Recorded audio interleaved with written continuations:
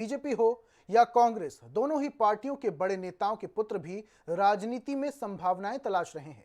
BJP के राष्ट्रीय महासचिव कैलाश विजयवर्गीय के एक बयान के मध्य प्रदेश की राजनीति में फिर से वंशवाद पर बहस शुरू कर दी है। बीजेपी में नेता पुत्र को टिकट दिए जाने को लेकर विजयवर्गीय ने साफ कहा कि प्रधानमंत्री से पहले ही कहा है कि परिवारवाद नहीं चलेगा। यह इशारा ही काफी है, क्योंकि संगठन बीजेपी का आधार है।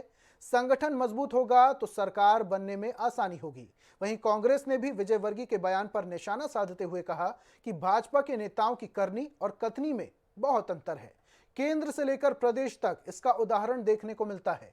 जाहिर है, प्रदेश बीजेपी के कई बड़े नेताओं के बेटे भी अब पूरी तरह से राजनीति में सक्रिय हो चुके हैं, जिनमें सीएम शिवराज पुत्र कार्तिकेय, नरेंद्र सिंह तोमर के पुत्र देवेंद्र प्रताप सिंह, राज्य सरकार के मंत्री गोपाल भार्गव के पुत्र अभिषेक, कमल पटेल के पुत्र संदीप, नरोत्तम मिश्रा के पुत्र सुकर्ण, गोविंद सिंह राजपूत के पुत्र आकाश, तुलसीराम सिलावट के पुत्र नीतीश, तो वहीं भाजपा के पूर्व सांसद प्रभात झा के पुत्र तुष्मुल राजनीति के दहलीज पर खड़े हैं।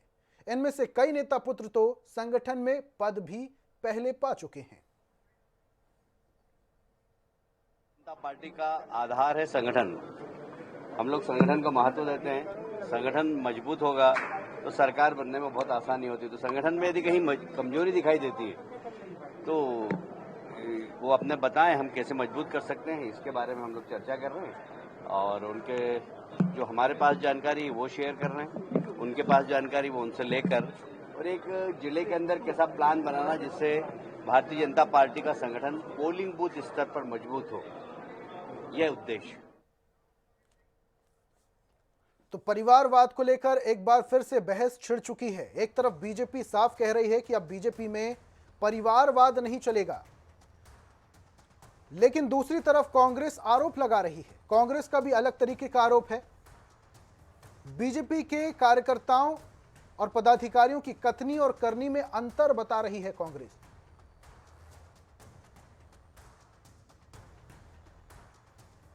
और हमारे साथ प्रदेश मंत्री बीजेपी से रजनीश अग्रवाल जुड़ चुके हैं।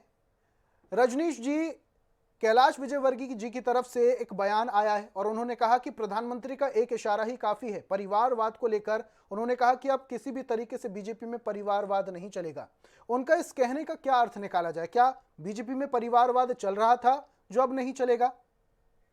देखिए, परिवारवाद को लेकर भारतीय जनता पार्टी का किसी स्तर का कोई नेता हो, सबके कंसेप्ट क्लियर हैं और भाजपा को लेकर बाकी लोगों के कंसेप्ट क्लियर हैं। भारतीय जनता पार्टी में परिवारवाद नहीं चलता है, परिवार के आधार पर विचार नहीं होता है, ये सबको पता है।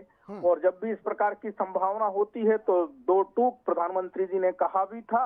और मुझे लगता है कि जब प्रधानमंत्री जी ने कहा, संसदीय दल की बैठक में कहा, सबके सामने कहा, आप मीडिया के लोगों ने दिखाया, कैलाश जी उसी बात को कह रहे हैं, इसलिए संशय की बात भी नहीं। तो रजनीश जी, क्या आने वाले समय में अब जो बेहतर काम करेगा सिर्फ उसे ही टिकट दिया जाएगा? रजनीश जी सुन पा रहे हैं? पर आगे भी बने हैं। मैंने कहा इसके पहले वाले समय में भी ऐसा ही होता था, आने वाले समय में होगा, मात्र इतना नहीं। आप चुनाव उठा के देख लें पहले भी, आप बड़े पदों को उठा के देख लें पहले भी, तो आपको उत्तर मिल जाएगा। देश में कोई भी प्रदेश का मुख्यमंत्री, प्रदेश अध्यक्ष, राष्ट्रीय अध्यक्ष, प्रधानमंत्री वंश के आधार पर नहीं बनाया गया भाजपा में। ठीक है, हमारे साथ कांग्रेस से मीडिया सेल प्रभारी भूपेंद्र गुप्ता जी जुड़े हुए हैं, उनसे भी प्रतिक्रिया ले लेते हैं।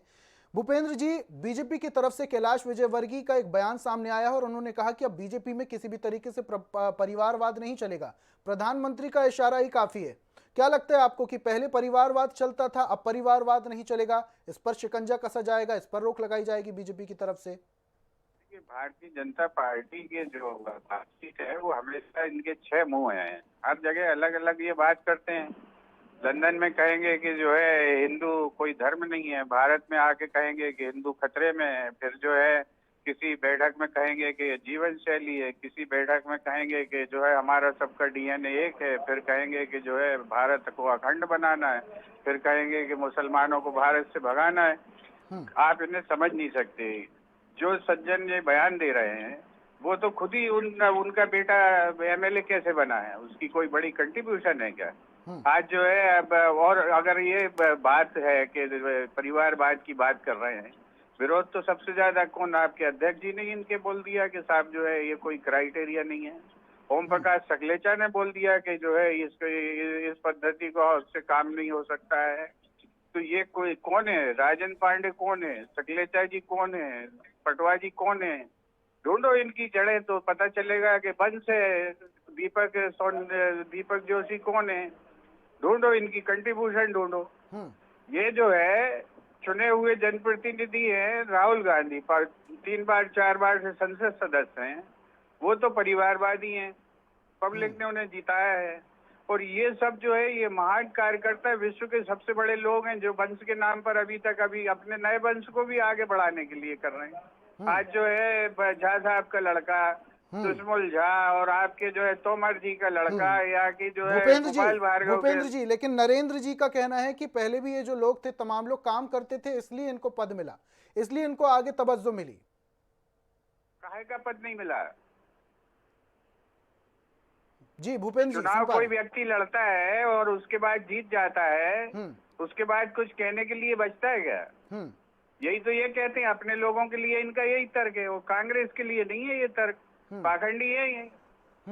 तो भूपेंद्र जी, जितने भी बड़े अधिकारी हैं, चाहे मुख्यमंत्री की बात कर ले हम, गृह मंत्री की हम बात करें, कैलाश विजयवर्गीय के बेटे की बात कर ले हम, तमाम बड़े लोगों की बेटों की बात कर लें, तो क्या उनको अपने पिता की जो ख्याति है उसका लाभ मिला है कि वाकई उन्होंने काम किया तब जाके उनको महत्व मिला? क्या मानते हैं? जब इनकी सरकार ही नहीं थी तो इसलिए ये तर्क देते हैं। सरकार होती, मुख्यमंत्री रहे होते तो मुख्यमंत्री का बेटा मुख्यमंत्री बन जाता। अटल जी के भांजे कैसे बन गए? उनके बच्चे नहीं थे तो। ठीक है भूपेंद्र जी, नरेंद्र जी के पास चलते हैं हम। नरेंद्र जी क्या कहेंगे आप? पूरी बात सुने आपने भूपेंद्र जी की। माफ कीजिएगा रजनीश जी। कौन से नरेंद्र जी जुड़े हुए हैं भैया? माफ कीजिएगा रजनीश जी, भूपेंद्र जी की पूरी बात आपने सुनी। वंशवाद का आरोप लगा रहे हैं, परिवारवाद का आरोप लगा रहे हैं, तमाम सारी बातें कह रहे हैं भूपेंद्र जी। भूपेंद्र जी की उनकी बात उन्हें मुबारक हो। जनता सब जानती है, जनता के बीच में बहुत स्पष्ट है। एक खानदान, एक परिवार की चापलूसी कांग्रेस नेता करते करते यहाँ पहुंच गए कि वो कह रहे हैं कि पार्टी ऐसे चलती रही। गुलाम नबी आजाद के वर्ड हैं तो 50 साल तक सत्ता में नहीं आएगी। और परिवारवाद को लेकर कांग्रेस के भीतर से भी आवाजें उठी हैं। भारतीय जनता पार्टी कार्यकर्तावाद के आधार पर चलती है, भले ही वो कार्यकर्ता किसी परिवार से जुड़ा क्यों ना हो, लेकिन वंश के आधार पर विचार हमारे यहाँ नहीं होता और इस आधार पर टिकट का वितरण भी नहीं होता, ना होगा। और ये जनता देख रही है, जनता को पता है। और हर निर्णय के पीछे परिवार की भावना नहीं, कार्यकर्ता की भावना होती है और उसी आधार पर इस पार्टी। ठीक है रजनीश जी, जल्दी से एक सवाल का जवाब चाहूंगा। अभी कुछ समय पहले मुरलीधर राव ने एक बयान दिया और उन्होंने कहा कि अब किसी भी तरीके से राजशाही नहीं चलेगी, सेवाशाही चलेगी। लेकिन दूसरी तरफ कांग्रेस का यह आरोप है, जिस तरीके से सरकारी जमीन पर, सरकारी क्वार्टर पर सिंधी के लिए क्वार्टर बनाया गया है और उसका गेट महलनुमा बनाया गया है, तो उनका यह कहना है कि राजशाही तो अभी से ही शुरू हो गई। कहाँ के क्वार्टर, कौन सी बात कर रहे हैं, मुझे को नहीं पता। आप वंशवाद पे बात कर रहे हैं, कौन से बंगले की, कौन से क्वार्टर की बात कर रहे हैं वो जानो। और आप वंशवाद के आधार पर बात कर रहे हो तो भारतीय जनता पार्टी इसके पहले जनसंघ न वंशवाद के आधार पर चला है न चलेगा। ये कार्यकर्ताओं की पार्टी थी, है और रहेगी। बहुत बहुत शुक्रिया रजनीश जी, जुड़ने के लिए बहुत बहुत शुक्रिया। हमारे साथ रजनीश जी जुड़े हुए थे बीजेपी से, भूपेंद्र गुप्ता कांग्रेस से जुड़े हुए थे। दोनों मेहमानों का जुड़ने के लिए बहुत बहुत शुक्रिया।